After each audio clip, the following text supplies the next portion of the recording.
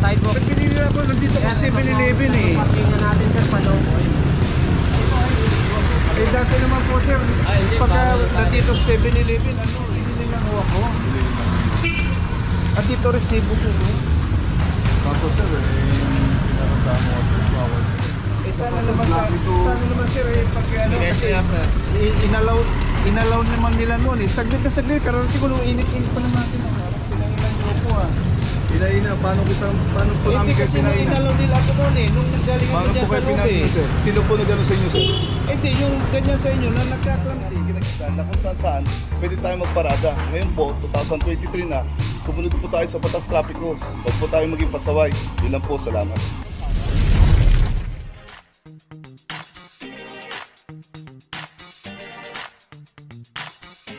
Papajo TV!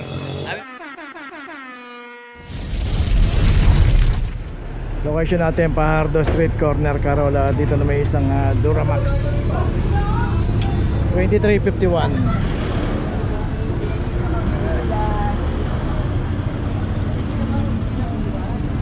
So itong isang Duramax wala ring driver. At yung isang delivery truck kayo may driver. Umalis din sa pinagkakaparadaan.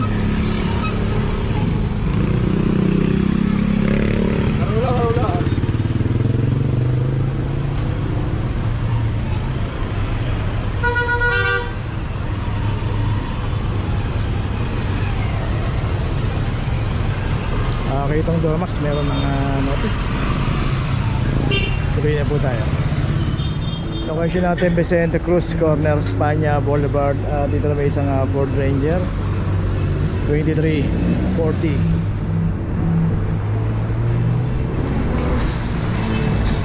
Dito po kasi na po yung aabutan. Dito naman natin sa kahabaan ng Vicente Cruz, Mabuhay Lane.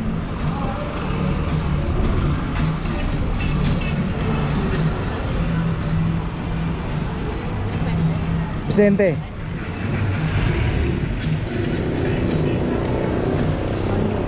Espanya Boulevard.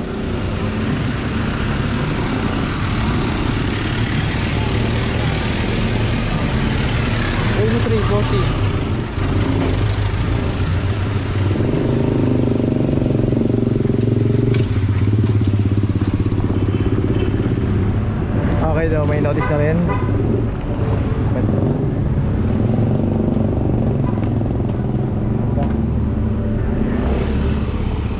Tuloy na po tayo. Location natin Altura Street at Altura Street corner Pelaez. At dito na may isang Toyota RAV4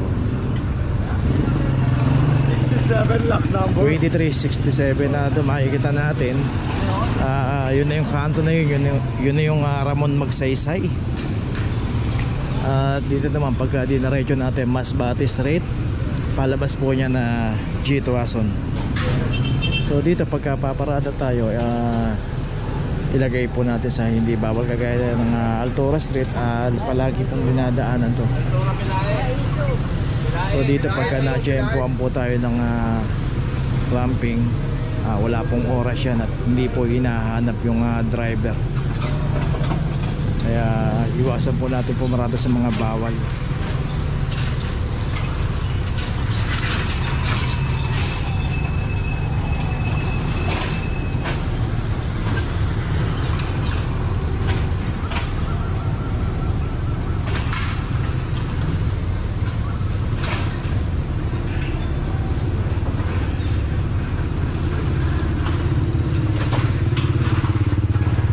Okay, may notice na. Tuloy na po tayo.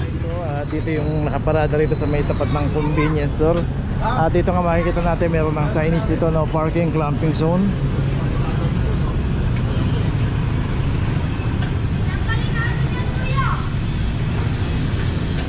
Okay, expander may club na 2372.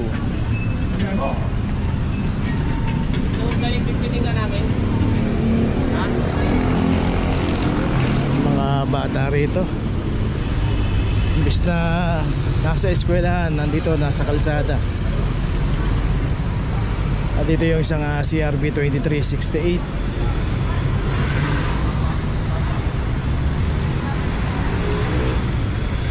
So yung expander ayun, may notice na At dito kung paparada tayo gaya niyan, ito walang lumalabas galing din sa loob ng convenience store. Ibig sabihin dito lang iniwan yung sasakyan at may pinuntahang iba. So parang ginawa lang dito lang nakiparada. Pero ganun pa man pag ito nadaanan po kagaya yan, lagi dumadaan ng clamping operation dito at nadaanan walang driver, matik na po yan. At kung paparada tayo, magtatagal tayo dyan. May mga secondary road, pay parking yan sa Galicia Street, G. Tolentino Street, pay parking yan. Konting sakripisyo lang, maglalakad lang tayo ng konti, pero doon naman hindi tayo mahabala, hindi tayo makaklamp. Okay, tuloy na po tayo. Location natin Manga Street, corner Mindanao Avenue. Dito isang Toyota Vios 001.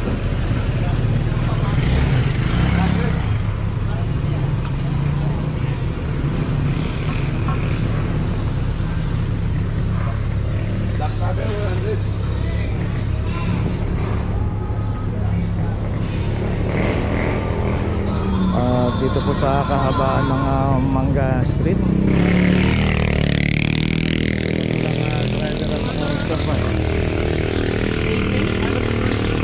Ay, Samar?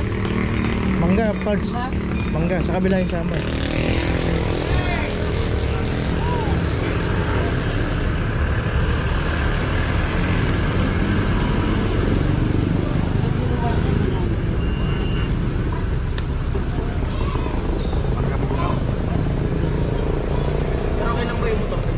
Plastic ko.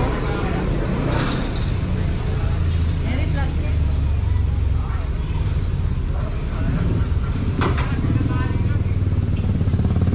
So ipa-plastic lang maambon kasi baka biglang lumakas yung ulan para sigurado na hindi mababasa yung notice at marireceive ng may-ari o driver ng sasakyan yung notice na hindi basa. Okay, tuloy na po tayo. Location natin P. Margal Corner, Carola. At dito isang Puget ang naklab dito.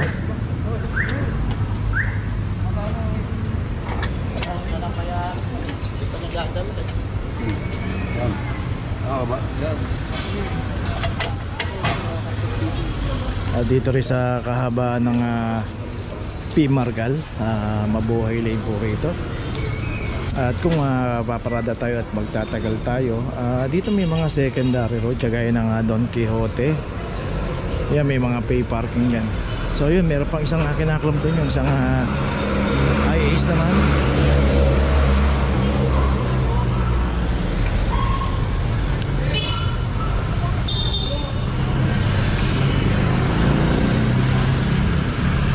Ayun, yung isang Toyota Hiace dito. Ayun, naka-hazard pa nga, no? Pero wala yung driver. Saka dito hinarangan ng bahagya yung tawiran ng tao.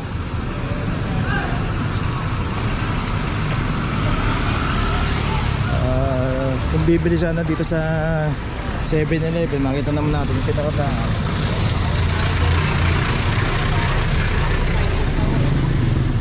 $23.53. Sidewalk. Pag binili ako, nandito ko 7-Eleven eh. Parkingan natin sir, Paloboy.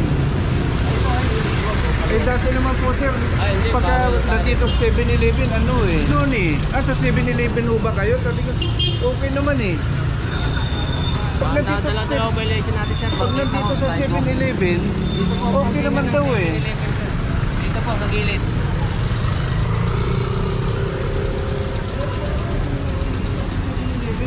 Binili lang ho ako. At dito resibo ko ho. Kaso sir, pinakasama ko sir, bawal ko sila. Hindi naman tayo magparada ng second data para maka-dito tayo ng ano. Kasi nung una kasi sir, nung naabutan ako ng nung galing ako dyan, nandiyan ba kayo sa loob? Opo, ito may binili lang ako. Sabi, okay naman daw, tinanggal naman. Sino sabi sir? Yung ganyan sa inyo, na nagkaklam.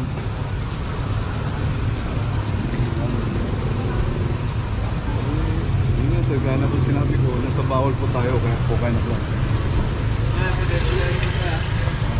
Sana naman sir, pag ano, kasi inalaw naman nila noon eh. Saglit na saglit, kararating ko nung init-init pa naman natin oh. Sir, nakita mo ba ito sir, yung pinagtama? Laki na pedestrian lane sir. Dito rin ako nakaparada kasi noon eh. Kaya nga sir, okay lang. Puntahan niyo lang po sa Central Market po, sir. Eh, parang pinainan ako noon ah. Parang pinainan niyo po ah.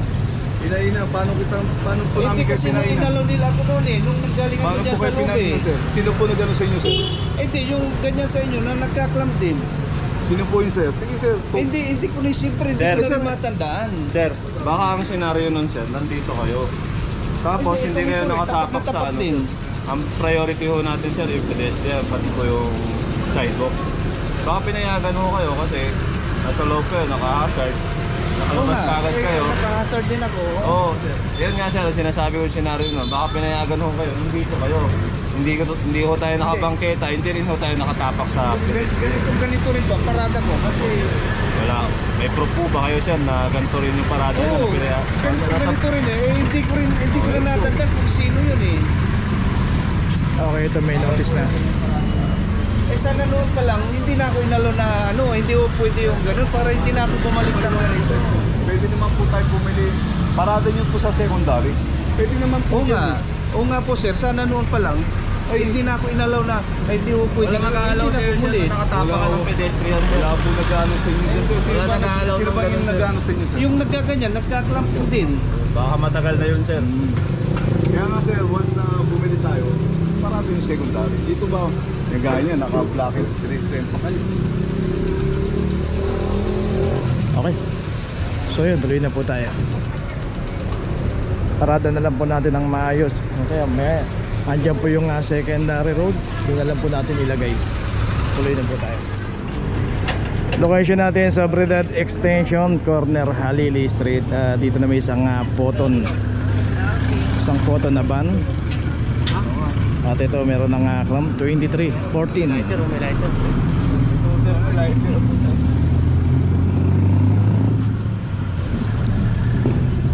Photon Traveler.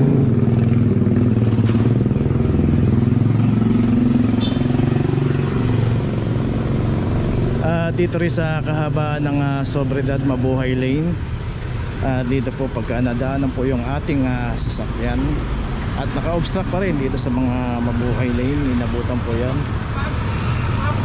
Ay, ano lang kami nga kasi yung nakabangka nito, taga dyan, yung dating kapitan. Oo. Ano lang ma'am, ano lang ma'am. Kasi nakabangka eh. Sir, ano po sir, kasi yung nakabangka ng motor sa amin, sinuntalan namin yung anak ng dating kapitan. Sinuntalan namin saglit na sir. Bawal tayo dyan, kuya. Iniwan Saglit lang nga siya ako sir eh. Puntahan na lang ko natin sa opisina, sir. Paliwanag niyo po, dodalhin niyo po. Bawal na kasi namin ang tanggalin, sir. Aalis nga po kami sir eh. Oo, sir. Wala ako kami magagawa, sir. Bawal nga namin ang tanggalin. Opo, puntahan mo kami sa opisina, sir. Paliwanag mo po doon. Bawal na ako namin. Nasa papel doon, nasa papel. Okay, nandito na ngayon tayo sa opisina ng clamping sa impounding dito sa Central. Dito na po nagtatapos ang ating vlog. Maraming salamat po sa mga subscriber, sa mga viewers, sa mga napadaan po sa ating channel. Maraming salamat po sa mga suporta nyo. Sa mga hindi pa po nakakapag-subscribe, subscribe na po tayo mga kabayan. Maraming salamat po. Mabuhay!